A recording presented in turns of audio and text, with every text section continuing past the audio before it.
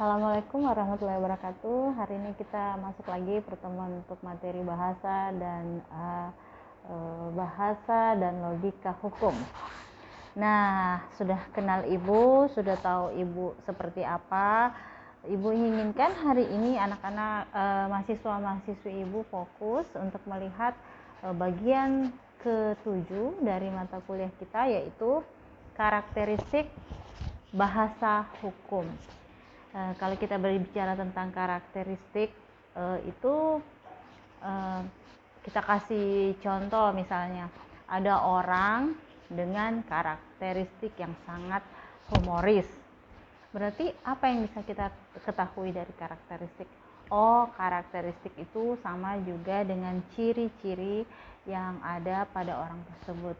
Dia dikatakan humoris karena satu, mungkin suka tersenyum, suka membuat cerita-cerita yang lucu, kemudian dalam kesehariannya dia suka melemparkan hal-hal yang menarik dan membawa orang untuk paling tidak menyunggingkan senyum seperti ini. Jadi karakteristik humoris itu melekat kepadanya sebagai ciri khas yang melingkupi kesehariannya. Itu for example, atau kembali lagi satu contoh. Nah, bagaimana dengan bahasa hukum? Kalau kita mengenal bahasa Indonesia, kan kita sudah tahu karakteristik bahasa Indonesia itu. Pertama, bahasa Indonesia itu akar bahasanya itu dari bahasa Melayu. Yang kedua, mengapa bukan bahasa lain yang dipilih dari unsur bahasa Jawa atau bahasa daerah di timur, atau bahasa di daerah Sumatera, tapi kenapa harus mengambil akar bahasa Melayu misalnya? Oh, ternyata karena lebih mudah dipahami, dan dalam konteksnya bahasa Melayu itu dipakai di benua Asia, utamanya Asia Tenggara, dan lebih gampang dipahami. Itu ciri khas bahasa Indonesia. Kalau kita berbicara ciri khas bahasa hukum, ada 4 yang harus diketahui. Yang pertama adalah kejelasan makna, yang kedua adalah kepaduan pikiran, dan yang ketiga kelugasan, terakhir yaitu keresmian. Jadi ingat, karakteristik bahasa hukum ada 4: kejelasan makna, kepaduan pikiran, kemudian kelugasan, dan keresmian. Kira-kira kita kemana dulu ya? Oh, kita ke konteks mengapa bahasa hukum itu disebut dengan harus jelas maknanya. Nah, Ibu bacakan sedikit pengantar dari bahasa rujukan referensi kita ya. Kejelasan makna itu menyangkut praktek hukum yang dibedakan ke dalam 2 aspek. Aspek pertama yaitu pembentukan hukum. Aspek kedua yaitu penerapan hukum. Dalam pembentukan hukum, kenyataan bahwa bahasa Indonesia itu sering tidak lugas. Kan kita waktu kita belajar waktu itu Ibu jelaskan bahasa hukum, bahasa dulu, turun ke bahasa Indonesia, dan kemudian turun baru ke bahasa hukum karena kita belajar di bidang hukum. Apakah ini bersifat eksklusif? Tidak, bersifat membantu orang-orang yang belajar di bidang hukum seperti praktisi, akademisi, dan orang-orang yang bekerja di bidang ini. Contoh kalimat bahasa dalam istilah bahasa hukum, misalnya kata konstitusional, kata delik, petitum, doktrin, itu kan adalah bagian-bagian familiar dari orang-orang yang belajar di bidang ilmu hukum. Nah, karakteristik bahasa Indonesia itu kadang-kadang dia tidak lugas. Artinya kadang-kadang bahasa Indonesia itu memiliki 2 makna atau dualisme. Misalnya kita ambil satu contoh. Pernah dengar kata bisa? Nah, bisa itu artinya bisa 2. Satu, bisa sama dengan dapat melakukan sesuatu atau dapat. Yang kedua, bisa berarti racun atau sesuatu yang ketika kena bisa menyebabkan kondisi gawat, darurat, atau bisa saja ketika orang kena racun, misalnya racun bisa ular atau racun dari ular, badannya yang terinfeksi itu bisa bengkak dan bisa berakhir dengan kematian. Jadi bisa ada 2, bisa ular atau bahkan bisa dalam konteks dapat melakukan sesuatu. Nah, ini saja sudah memperlihatkan bahwa bahasa Indonesia itu kadang-kadang tidak sederhana, tidak lugas, tetapi sangat panjang dan bertele-tele. Sementara harusnya dalam karakteristik bahasa hukum yang diharapkan adalah kelugasan atau kejelasan makna, utamanya dalam penerapan dalam pembentukan hukum. Mengapa? Jadi ini kembali lagi ya, ini teorinya. Biasa prakteknya agak sedikit berbeda atau tidak sinkron. Ini teori-teori itu selalu selamanya sifatnya itu ideal. Misalnya, seharusnya semua perempuan tersenyum manis. Itu teorinya. Prakteknya bagaimana Ki mau tersenyum kalau sakit gigitan? Nah, itu salah satu contoh ya.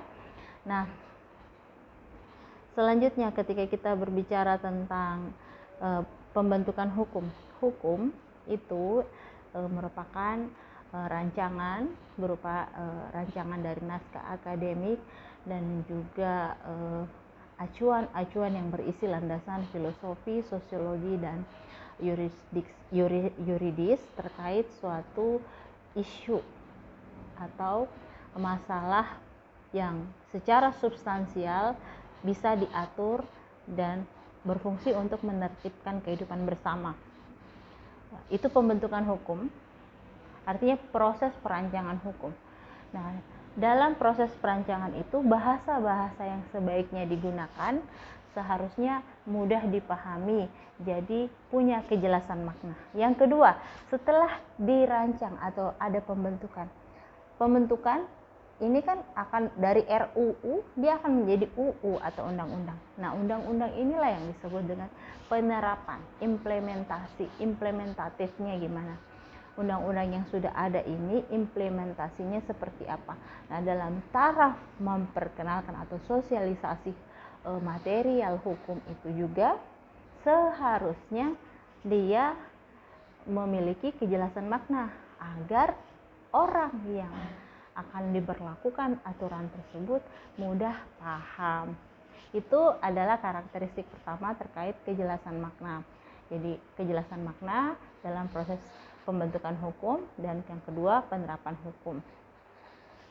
Sekarang kita lihat contoh ketidakjelasan ternyata terjadi.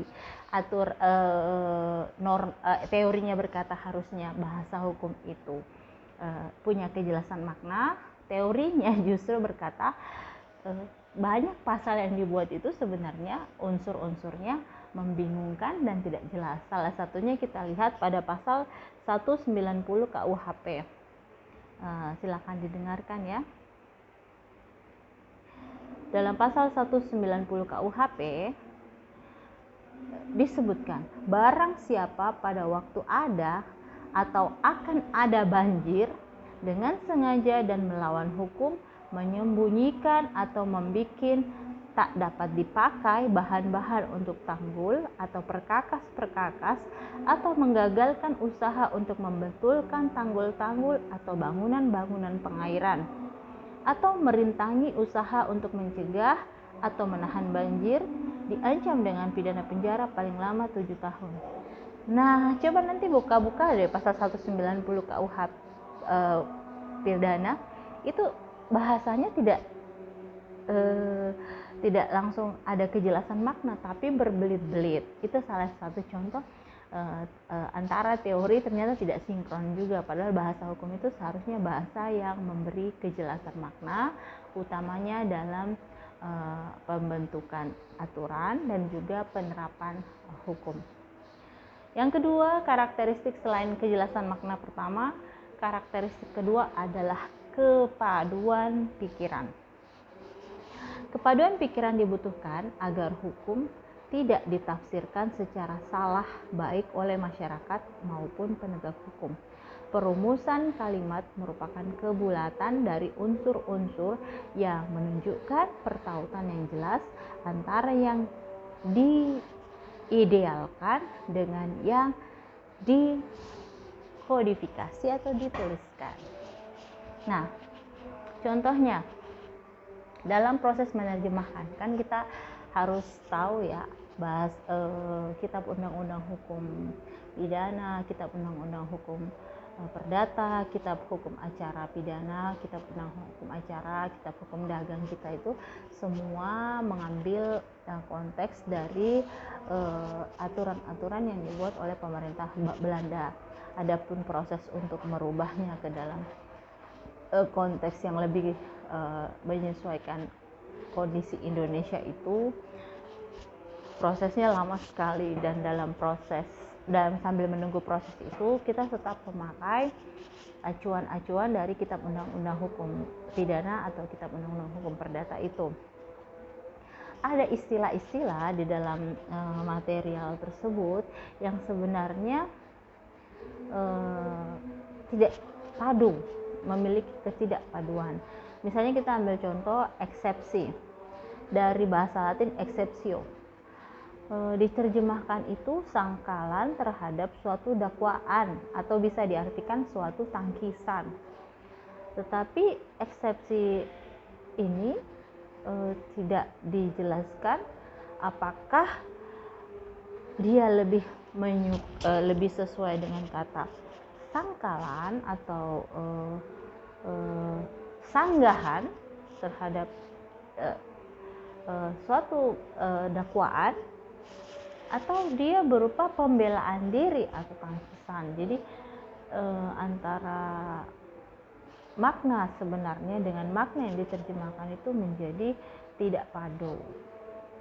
Ada juga istilah inkrah, pernah dengar mungkin? Inkrah itu diartikan putusan yang mempunyai kekuatan hukum yang tetap atau inkrah. Sementara di satu sisi juga diartikan menjadi keputusan yang mempunyai kepastian hukum. Sounds like this is a same terminology. Kedengarannya seperti sama saja terminologinya, tetapi antara kepastian dengan kekuatan hukum itu konteksnya bisa berbeda. Saya kira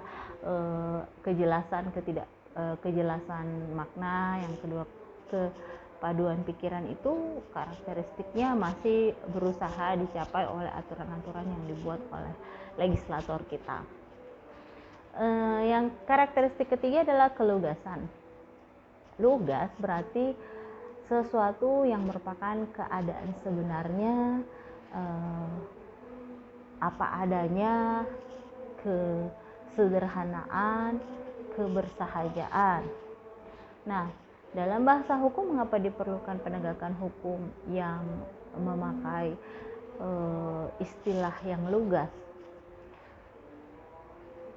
Yang pertama adalah satu, kondisi masyarakat kita atau sosial politik Indonesia itu kan rata-rata orang-orangnya adalah orang-orang yang masih masuk dalam kategori banyak memerlukan parameter untuk terus belajar. Bahkan seorang mahasiswa itu dia masih ada di level paling awal untuk belajar ilmu hukum. Jadi ketika yang langsung diberikan kepada dia adalah sesuatu yang sangat rumit atau konsep yang terlalu tinggi bahasanya, tidak lugas atau tidak sederhana, maka dia akan mandek. Pengetahuan hukumnya itu akan menjadi mandek. Nah, makanya ini seharusnya lagi bahasa teorinya. Karakteristik yang ketiga adalah kelugasan, bahwa bahasa hukum itu seharusnya memiliki bahasa-bahasa yang mudah dipahami, singkat, jelas, dan sederhana. Misalnya ketika kita berbicara tentang pembelaan, apa yang dimaksud dengan pembelaan? Keadaan ketika orang merasa haknya tidak diperlakukan sebagaimana mestinya. Disitulah masuk konteks pembelaan. Terus kalau dibawakan kepada pembelaan diri, nah ini sudah berhadapan dengan peristiwa hukum. Misalnya pada saat dia jalan malam hari, ada orang menghampirinya dan berusaha merebut tasnya, dia menendang orang tersebut dan orang tersebut jatuh kemudian meninggal di tempat atau tewas. Nah, apakah orang ini bersalah? Bisa saja diartikan dia masuk di konteks pada saat itu dia berada, nyawanya terancam, kondisinya terancam, makanya dia melakukan pembelaan diri. Jadi kondisi itu tidak membuat dia kena unsur pasal 170, yaitu melakukan penganiayaan. Itu contoh ya, bahwa bahasa-bahasa lugas ini merupakan karakteristik yang dibutuhkan. Selain itu misalnya kita lihat bahasa kitab undang-undang hukum acara, kitab undang-undang hukum pidana itu biasa kan berbelit-belit, kayak tadi kita kasih contoh pasal 190 KUH pidana. Bagaimana dengan pasal 24 Undang-Undang nomor 32 tahun 2004 misalnya. Ini bahasanya lebih lugas. Setiap daerah dipimpin oleh kepala pemerintah daerah yang disebut kepala daerah. Jadi langsung saja pemimpin daerah itu disebut kepala daerah. Nah, dalam Undang-Undang Otonomi Daerah disebutnya kalau untuk provinsi kepala daerahnya disebut gubernur, untuk kota disebut wali kota, untuk kecamatan untuk daerah administrasi tingkat 2 disebut kabupaten, pimpinan daerahnya disebut bupati. Itu dalam Undang-Undang Otonomi Daerah. Jadi undang-undang yang dirumuskan dalam bahasa Indonesia itu lebih sederhana daripada kitab undang-undang hukum pidana yang masih merupakan serapan atau acuan dari istilah-istilah dalam bahasa Belanda. Nah, tadi kita sudah lihat bahwa pasal 24 Undang-Undang nomor 32 tahun 2004 bahasanya cenderung lugas diperbandingkan dengan pasal 194 KUH pidana. Silakan dengar. Barang siapa dengan sengaja menimbulkan bahaya bagi lalu lintas umum yang digerakkan oleh tenaga uap atau berkekuatan mesin lain di jalan kereta api atau tram, diancam dengan pidana penjara paling lama 15 tahun. Nah, ini kan rumit sekali dalam mengartikannya. Misalnya digerakkan oleh tenaga uap atau berkekuatan mesin lain. Ini persepsinya bagaimana? Nah, tetapi untunglah ada lex spesialis dalam undang-undang terkait lalu lintas dan kewajiban pengendara. Silakan cari nanti aturan undang-undangnya. Jadi dia lex spesialisnya ada di undang-undang itu. Nah, yang terakhir karakteristik keresmian. Apa yang dimaksud dengan keresmian dalam penggunaan bahasa hukum? Nah, tentu saja bahasa hukum ini tidak dipergunakan kalau kita ketemu sama orang tua, tak misalnya mama mau saya makan, nah, pasti itu konteks bahasa yang ada dan bahasa ibu, bahasa pergaulan di antara keluarga. Tapi kalau kita masuk ke pertemuan ilmiah atau pertemuan kelas atau kegiatan belajar mengajar, disinilah baru terasa bahwa konteks bahasa hukum itu cenderung resmi atau formal. Mengapa? Karena antara satu subjek dengan subjek lain, subjek hukum lain, itu harus sama-sama berusaha mengerti apa yang dimaksud dalam interaksi sosialnya. Jadi interaksi kelas biasanya tidak menggunakan bahasa pengantar bahasa daerah, tetapi bahasa persatuan, yaitu bahasa Indonesia. Di sinilah yang disebutkan bahwa bahasa hukum itu sifatnya resmi. Jadi ibu tidak akan bilang hari ini kita akan menggunakan bahasa Bugis untuk mempelajari mata kuliah bahasa dan logika hukum, tidak. Tetapi kita menggunakan bahasa Indonesia yang baik dan benar atau dalam kategori baku. Mengapa? Karena aspek formal adalah sesuai dengan amanat Sumpah Pemuda yang pada waktu itu menyatakan bahwa berbahasa satu, yakni bahasa Indonesia. Keresmian bahasa hukum terletak dalam ketaatannya pada standar bahasa baku dan dimulai sejak Sumpah Pemuda. Oke, selanjutnya saya akan memberikan analisis selanjutan terkait tugas yang mahasiswa sudah yang akan buat. Saya kira silakan tinggalkan komentar di kolom komentar di video ini. Ikuti format yang saya tuliskan di deskripsi. Mohon maaf atas keterbatasan pengajaran ibu hari ini, waktu yang sangat sempit dan sangat terburu-buru. Terima kasih. Wassalamualaikum warahmatullahi wabarakatuh.